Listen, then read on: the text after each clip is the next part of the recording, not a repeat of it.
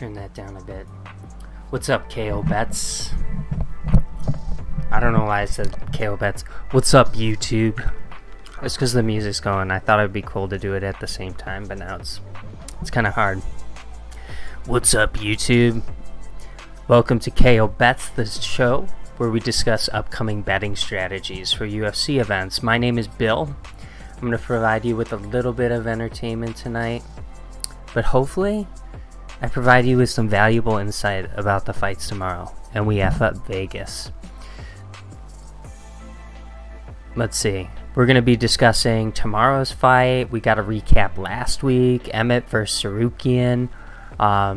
We got Strickland against Abus. He's fighting a fucking bus.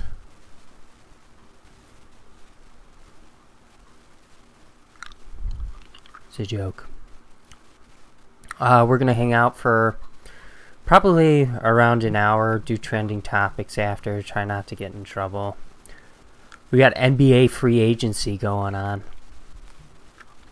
So the Bulls signed Carter from the Bucks, and then we retained Kobe White. It looks like Drummond's opting into his player option, so that's kind of cool too. So, I hope we make a little bit of a bigger splash, but we'll see. Before we get started, please like the stream. Subscribe to the channel. You get notified when I go live. I also appreciate the support tremendously. That's why you should do it, because it means a lot to me. We are at 64 subscribers. Upon hitting 100, we've got an NFT giveaway, but we still got some work to do. Let's recap last week's fight. Emmett against Topuria. Finally back on the board with a really, really good card betting wise. We went with Ilia Topuria. Amanda Ribas versus Macy Barber. Great fight, but Macy Barber, whew, she was brutal. Got that money line wrong. I also thought that was going to go to a decision. Got that wrong. So, Austin Lane with just a brutal round one eye poke. I mean, someone was going to get knocked out in round one. That was like the bet we had going, right? Was the round one. And it was like minus 130 or something for that. But I also had a little juice on Justin Tafa round one, which I don't know, man. He's like, it should have been a DQ. I don't know. You're barely into the fight. And it happened, right? It was definitely like Austin Lane's fault, but I don't know if it warrants like a win on Tafa's record and a loss on Lane's record, to be honest. I kind of a fan of the no contest, even though it screwed up some of our shit. David Onama, we cashed another underdog, gets the KO. Just looked outstanding. We knew this was going to be a tough test for Gabriel Santos. David Onama is a dog, kind of underrated. And DC, Daniel Cormier, let the guy swear. We all pay for ESPN Plus. Let him drop some F-bombs. Get the fuck out of here. Brendan Allen looked like great against Bruno Silva. I also love he's calling for the top 5 shot in the division, telling Roman Dolidze to sit on it. Big fan of Brendan Allen and what he's put together. He's had like 4 out of his last 5 fights he's won via submission, and he lost to like who? Strickland, Chris Curtis via KO. Alright, it happened, but and Bruno Silva looked dangerous, right? He's a dangerous striker, but Brendan Allen is just, he's a dog. He's tough. He gets into fun fights. Really excited for his next fight. I forget who he called for. I think he called for Driscus if like Driscus loses to Whitaker. I think that'd be an interesting fight against Hamzat. I think that would be a really entertaining and good fight. Brendan Allen against Hamzat. But we'll see. He's definitely trying to make his title push, face Adesanya. And the way the dude's fighting, it's like, fuck yeah, do it. Neil Magny, yeah, that was a close one. We did take Neil Magny, but we can admit it was close. Randy Brown, unanimous decision. It's just kind of his MO at this point. Is like, decision, point-winning fighter. Mateus Rebecki got that. She looked really good. Our poor baby Zalgas. 1-6 in the UFC. Probably like 3 split decisions. A lot of close fights. And Joshua Van looked really good, really fast. Yeah, looked good. I think Van had a knockdown too in this fight. Oh, but yeah, just Zalgas, and he's starting to get old too. He's a good fighter. Just it sucks. Trevor Peek against Chipe Mariscal. I'm not gonna lie, I missed this one because I was out like house hunting at this point, and I saw, I think, the third round. I think it just came down to Chepe being a lot more well-rounded, technical as a fighter. I did go with Trevor Peek, but I think everyone had this one ending inside the distance. And it went to a decision, so kind of crazy. We did take Jack Jenkins. Got the split decision. It was a pretty close fight, but I thought Jack won it. Those leg kicks are absolutely brutal and cause a lot of damage. So, and then Dumas. To be honest, I don't know what the fuck Cody Brundage was doing. He kept going for guillotines. Yeah, just a really, really bad performance. So, Cedric Dumas gets in the win column, but I don't know. So, really good week betting. 6, 7, 8, 9, 1, 2, 3. 9-3 last week, so pretty good. Getting back on the winning train. Holy cow. I'm getting better, I promise, but it is just crazy.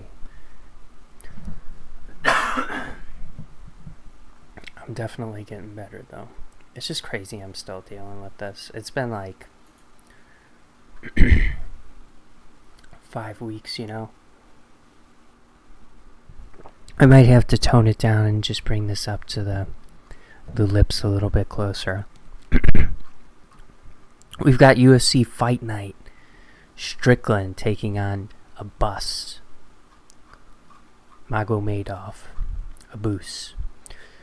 The first fight we've got is Alexander. I'm going with Blagoy. So Alexander, really interesting fighter. I think the dude used to fight more at like 248. Prior to this losing streak, this 2-fight losing streak he's on, he was on a 5-fight win streak. He had 4 submission victories. He had a knockout victory. Then the dude shows up looking like he's been eating really well, weighing 268, and he looks fat again this time. And it's like, against Volkov, he had like 45 seconds of, like, his gas tank was out in 45 seconds. So, I guess if Romanov can take down Blagoy and somehow submit him early, sure, Romanov can win this fight, but Blagoy is super durable. As fight goes, I think he wins. I think if he survives that first takedown, yeah, he's gonna win. So give me Blagoy Imavov, probably a decision. Looking at the line, he is the underdog, which I like. And then oddsmakers have the over/under at 1.5, and I do think Romanov round 1 or Blagoy decision.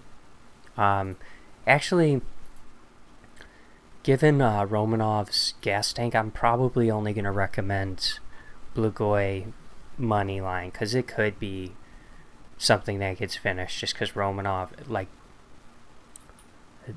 that wasn't right. What we saw last fight, he's getting bad advice. Ivana Petrovic taking on Luana Carolina. Ivana Petrovic, she's making her UFC debut. She's got decent power. I just don't think she has a very good resume. This is going to be her biggest test by far against Luana Carolina, she's on a 2-fight losing streak. She's 3-3 in the UFC. And really, I think Luana's got to keep it standing. Don't get taken down.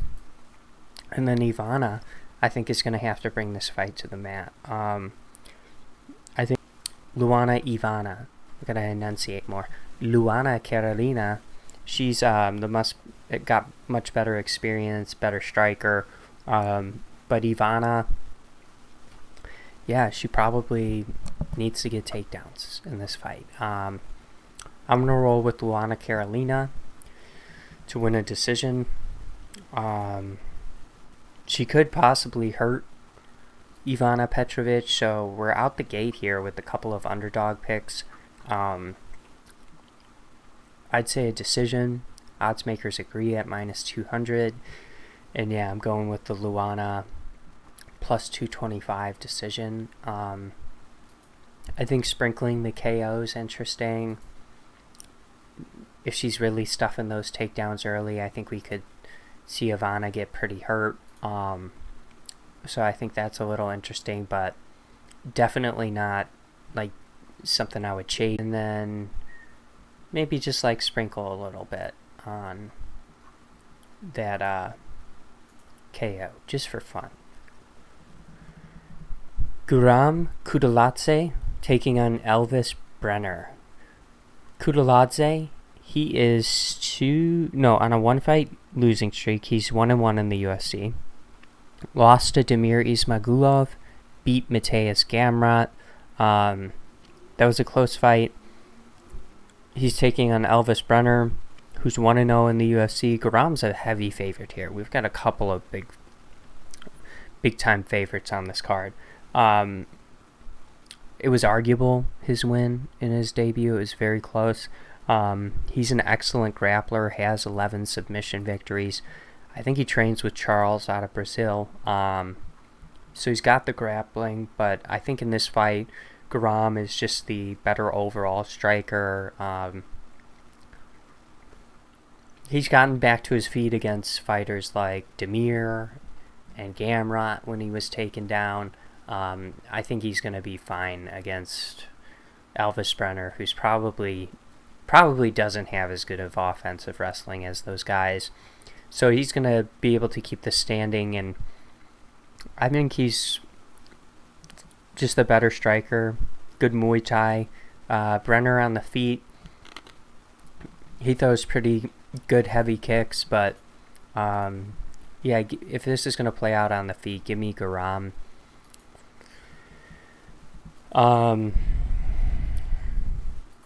The method of victory, he's a heavy favorite, -675 now. It's actually come down a little bit. Method of victory is basically a pick'em for it to go the distance or not. I would say it's a decision for Guram. They have it priced for the KO. I'd say the decision. Brenner does have 3 losses. Maybe we could just go to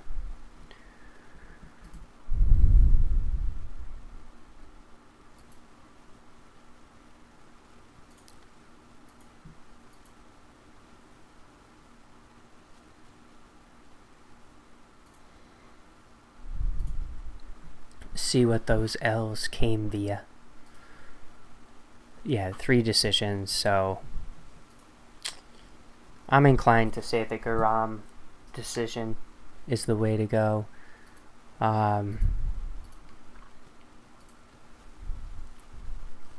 Does have a lot of knockout victories, but yeah, I'm going to go with the Garam decision. Yana Santos taking on Carol Rosa. Why isn't this clicking?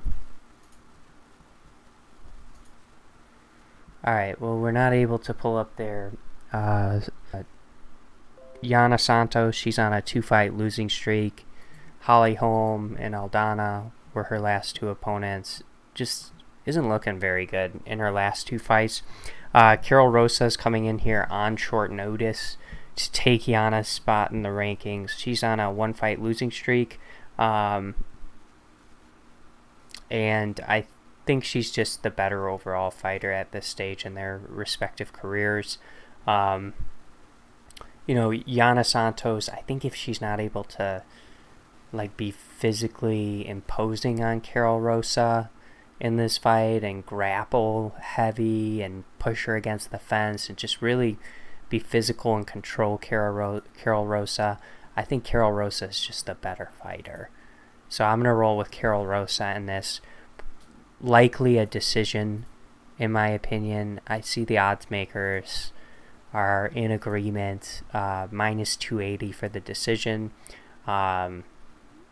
Really just like a decision for either one of these fighters on this card. But we're going to go with Carol Rosa.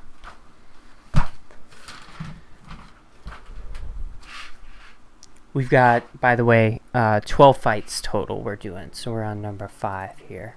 The next fight, this one's an easy one. We've got Joe Anderson Brito taking on Weston Wilson. Man, if Weston Wilson wasn't a UFC fighter, what would Weston Wilson be doing? I think he'd be like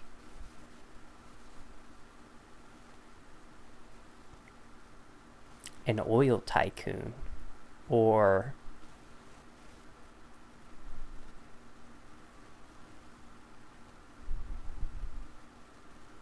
the mayor of a rural town or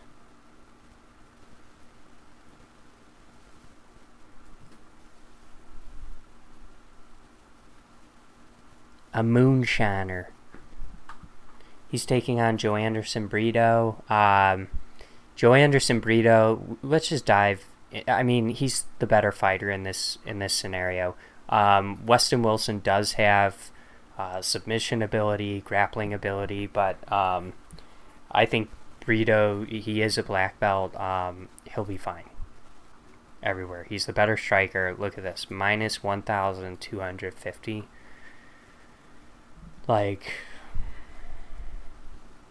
It's going to be some sort of finish. Odds makers like the knockout, apparently. They like it early. Fight is not going to go the distance.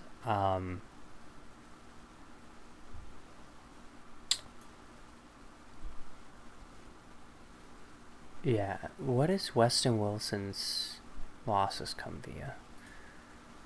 4 submission losses, 1 knockout loss. He's really tall, but this is a tough fight. He's 34 years old. I think Brito's 28. There's just a lot working against him. Tough debut. He's probably going to get messed up, and probably early. So, going with Brito via round 1 ass whooping. Kevin Lee taking on Rinat Fakhretdinov.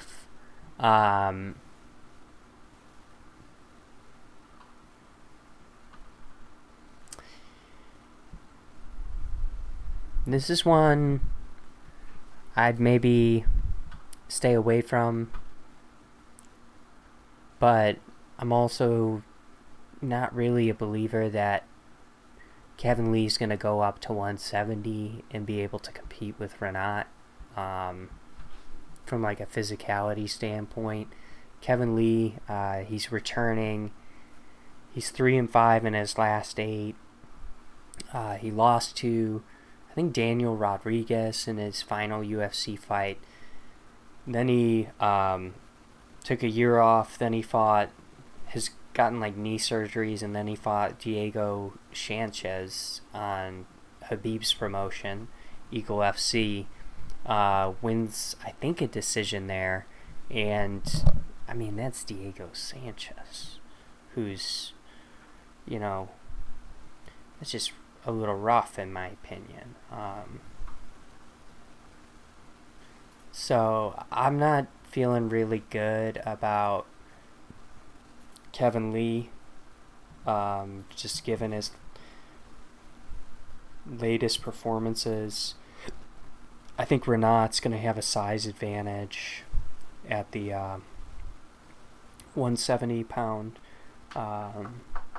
weight. This will be Kevin Lee's, I don't know if it's his debut at 170, but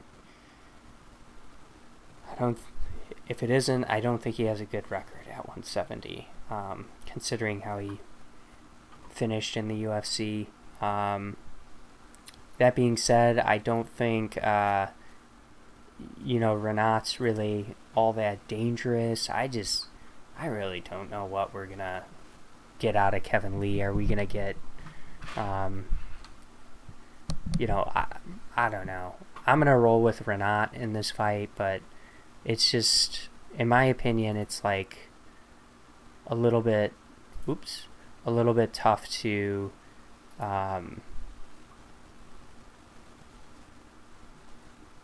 it's just a little bit tough to figure out where Kevin Lee's at. Yeah, that's where I'll go with that. I'm gonna go with Renat decision. I kind of like the decision in the fight anyways. Odds makers do think it's gonna go the distance at -135, and I like the Renat decision. Did takedowns. Just be the bigger, more physically imposing fighter.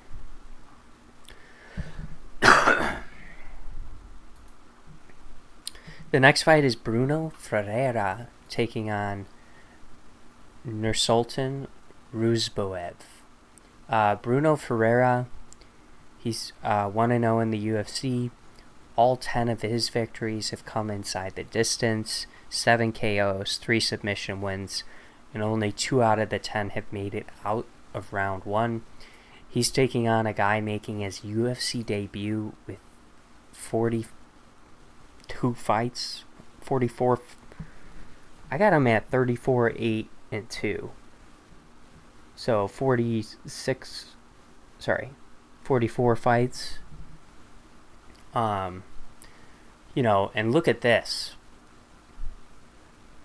32 out of the 34 were inside the distance. A lot of round 1 finishes here too, you can see. I just think, I don't think this is like Trevor Peaks and what's his face all over again from last week, but I think it's pretty likely that this fight doesn't go the distance. You fight what's put in front of you. I'm not like crazy impressed with Nursultan's resume and the fighters he's gone up against. I was just scrolling through it. I don't really recognize any of these dudes. I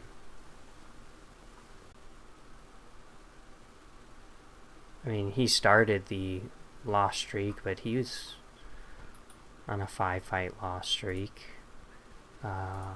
Luciano.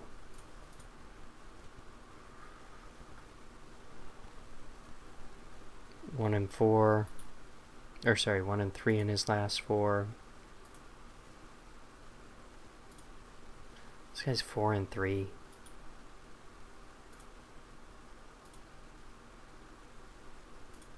This guy's 4-5. You get what I'm saying? Like, this guy's 13-15.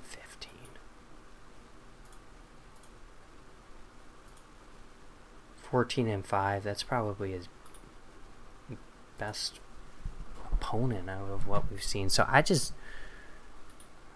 know.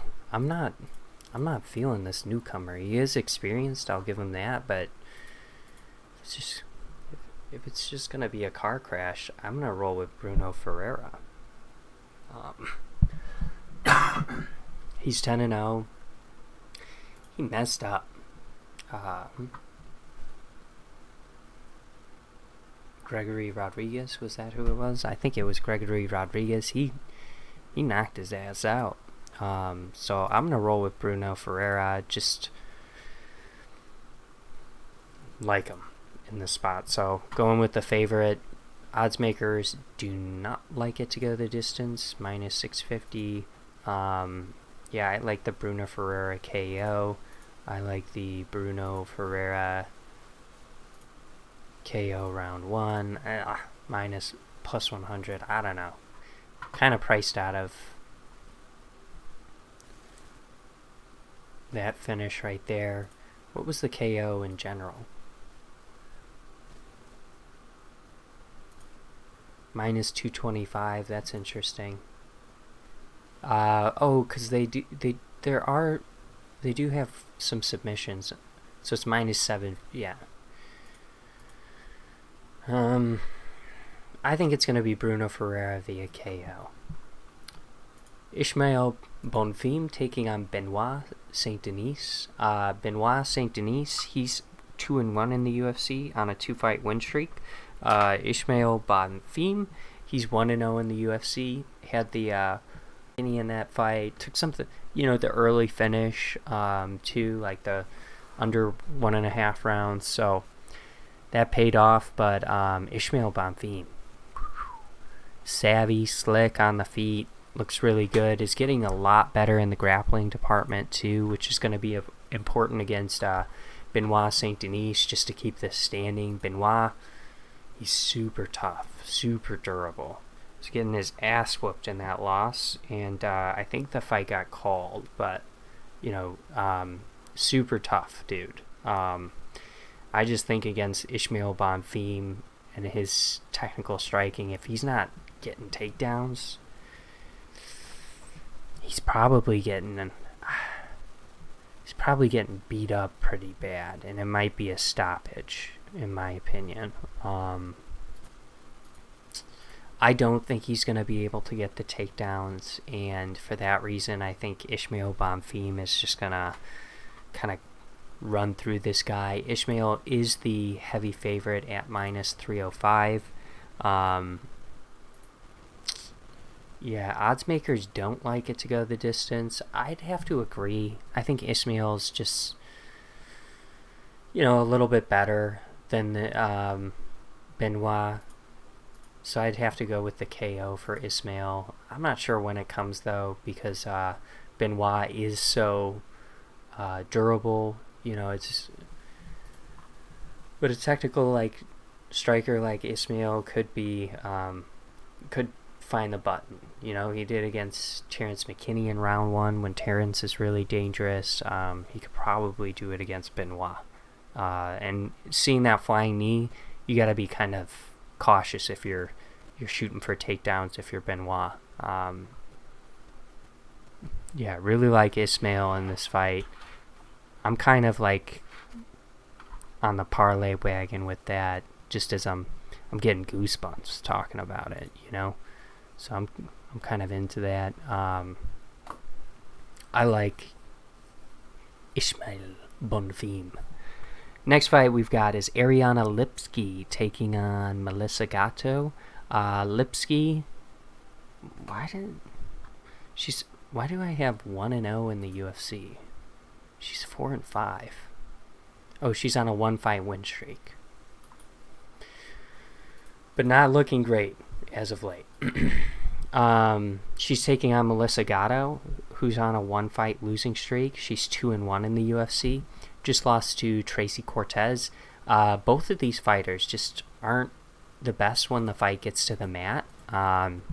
So I think this is a stylistically, like, probably what these two fighters want, which is I think it's gonna be a stand-up fight, and I think it could be well-rounded. Has worked the grappling a little bit and seems better in that department. Like, I think Cortez, she went to a decision, which was on paper a really tough opponent for her.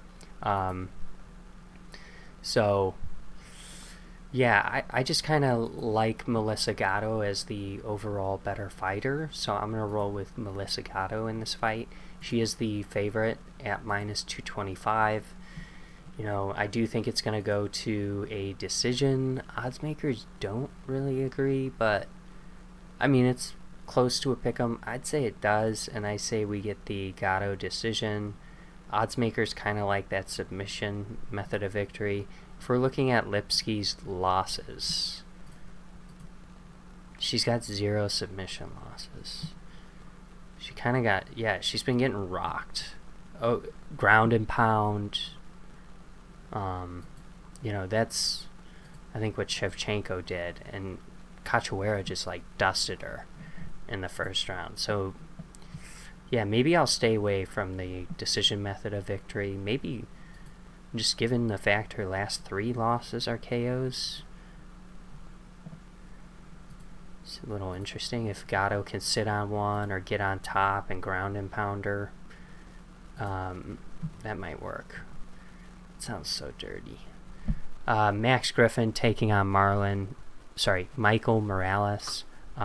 Michael Morales, I think, has, you know, watching his first 2 fights, he's 24 years old. Seeing how, like, physically gifted he is inside the octagon, he seems like he's going to be a title contender and a dangerous fighter in the division for a long time. I think he could, you know, we've got, isn't Chito Vera also Ecuadorian? But, you know, I mean, it might be Michael Morales who takes home a belt before Chito Vera, just given bantamweight and how competitive that division is. Yeah, I'm impressed with Michael Morales. Now, this is going to be for sure his toughest fight thus far, and Morales is, you know, that striking defense isn't good. Max Griffin's going to be a big test. Max Griffin's tough.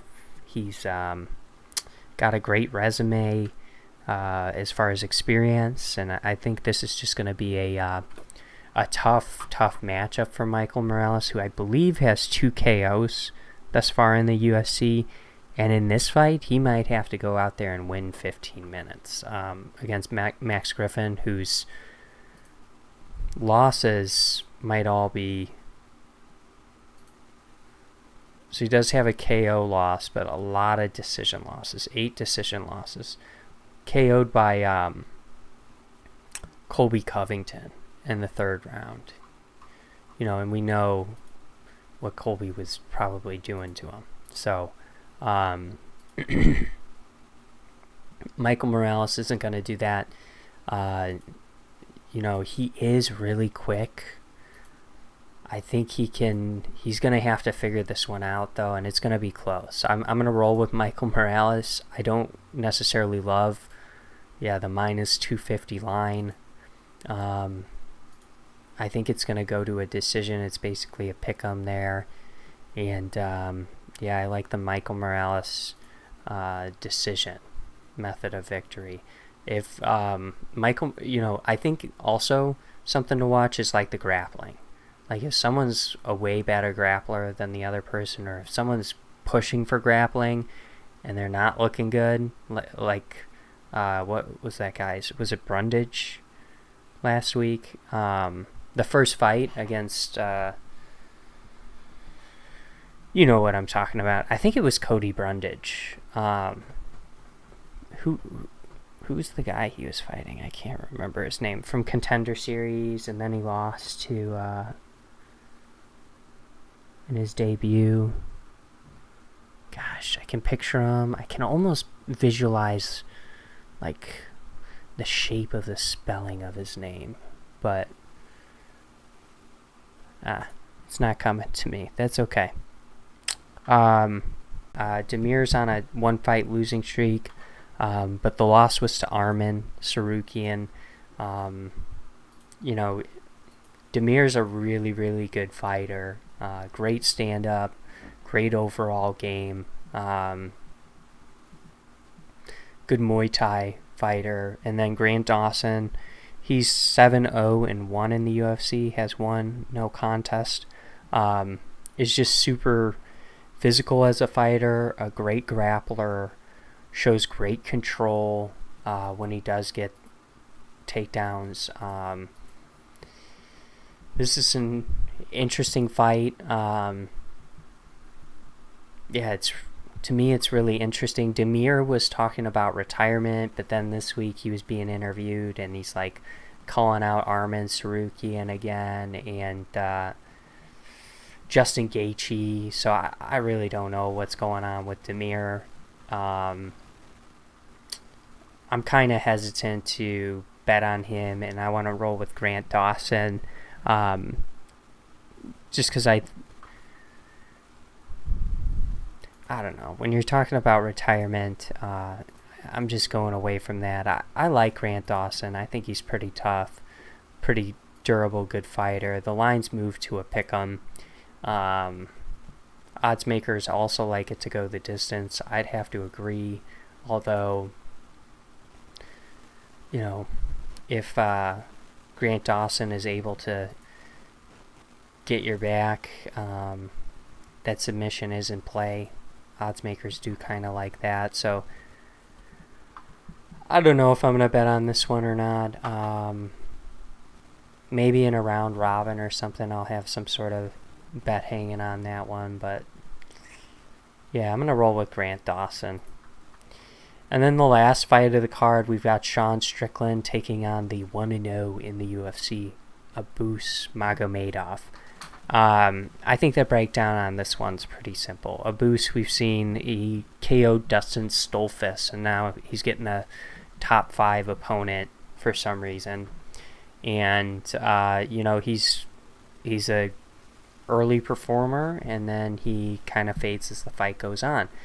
Conversely, Sean Strickland is kind of the opposite mold, right? We saw him get knocked out early against a couple of guys, Pereira, Dos Santos, and then we see him go out there and he just puts on these masterclass decision performances in main events. So I kind of think it's going to be a 5-round decision method of victory, Sean Strickland, just to have good cardio, good output, really start to lay it on Abus as the fight goes on. So give me Sean Strickland, probably a decision. Odds makers like Sean Strickland too. I think you got to. Like, statistically, he's going to win probably 4 out of 5 rounds. I've heard some interesting strategies thrown out there, and I've definitely done it before on Sean Strickland, where you just like let him lose round 1, and then that's when you place your bet. Abus, if you like Abus, you could bet that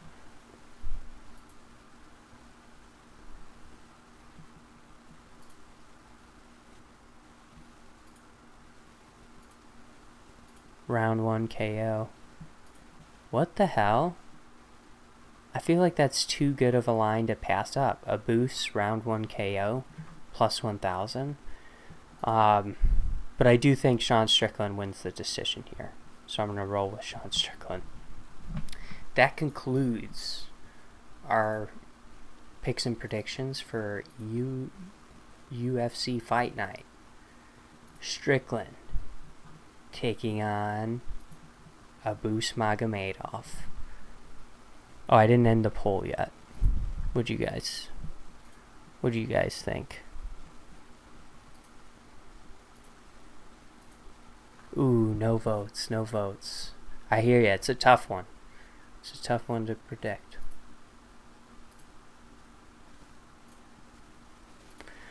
Alright, let's see what's trending. Oh yeah, did Gabe Vincent go to the Lakers? Did I read that? Let's check the, I'm sure there's like an NBA free agency tracker out here. I'm gonna mute my desktop just so no bullshit's playing.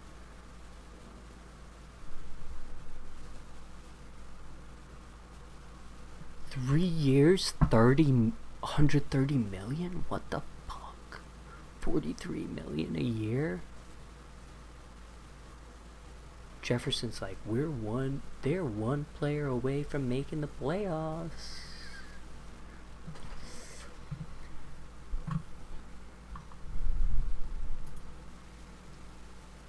Man, what do you do with Kevin Porter Jr.? Right, obviously you can still keep him, but Van Fleet's your PG now, right?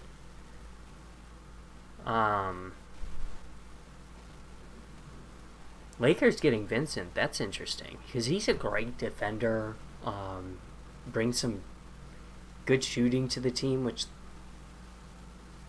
no offense, they didn't really have in D'Angelo Russell. He was awful in the playoffs, and then Dennis Schroeder was leaned on pretty heavily. Oh, I tried muting it, but I realized this is my mic a little late.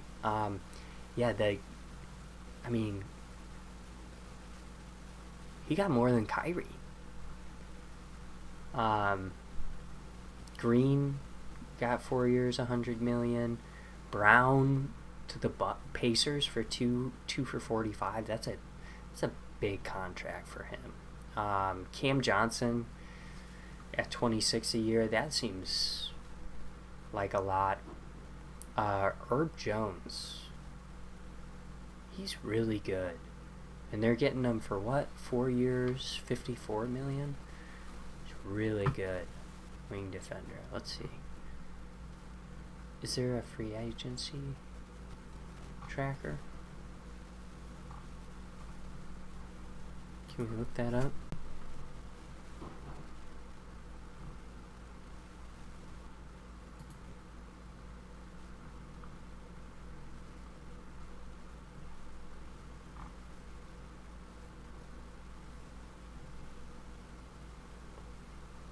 Okay, here we go.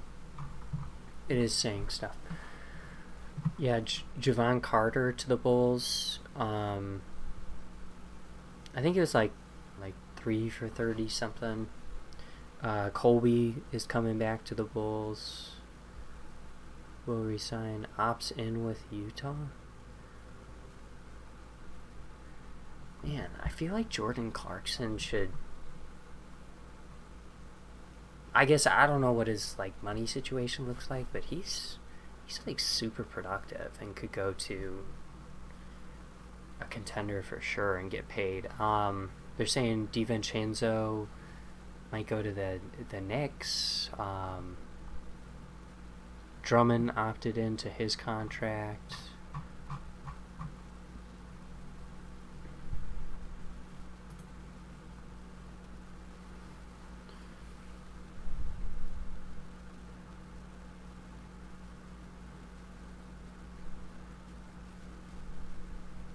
Yeah, Jeremy Grant, Draymond are re-signing. Rui Hachimura is re-signing. It'll be interesting to see what Harden does. Hart opted in. Wow.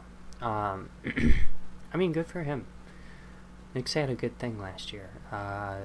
Montrezl Harrell's becoming a free agent. Yeah, Haslam needed to retire. Jackson Hayes is becoming an unrestricted free agent. He's only 23. That's interesting. And then the team's declining the option on Willie. They've got Valanciunas, right? What are they? Oh yeah, Joe Ingles to Orlando. He'll have a bigger role there, I think, and be a good veteran leader. Kyrie's re-signing. Reggie Jackson's going to re-sign. Cam with the big deal. Trey Jones, Herbert Jones.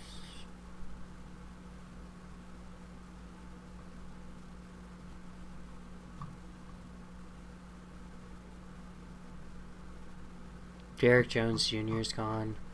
I mean, I really liked it. This was his second year on the Bulls. I really liked him the first year, but then this year he was, like, he had a really good stretch for a while, and it seemed like he was a great fit next to Vooch at the 4. Especially when Patrick Williams wasn't available, but yeah, he just got hurt and never really quite regained his form last year, in my opinion. Kuzma got a big deal from the Wizards, like $26 a year. Really, Levert's going back to the Cavs.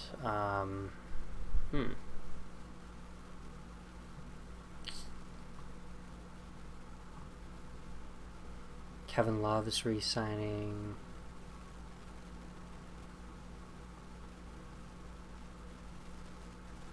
I'm seeing like some weird reports on like Phoenix, you know?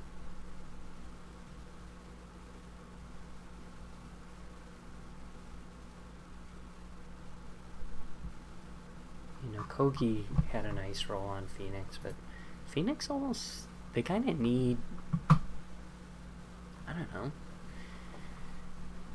I guess they're adding Beal, right, to the mix with Booker, KD, and Ayton, but I don't know, it just seems like they need, maybe it's those wing defenders is what they're really looking for. I kind of think they need a defensive big, too. Porzingis to Boston, that'll be interesting. Podol's re-signing. Reeves is getting a qualifying offer. So someone's going to bid on Reeves, and Lakers are going to have to decide if they want to pay him, which is kind of crazy that they signed Gabe Vincent so early. Josh Richardson to the Heat.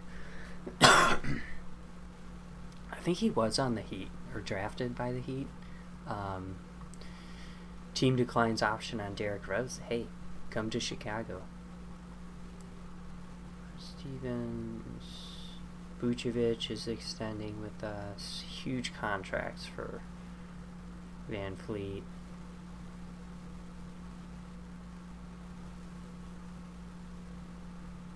Tybal's getting in a qualifying offer.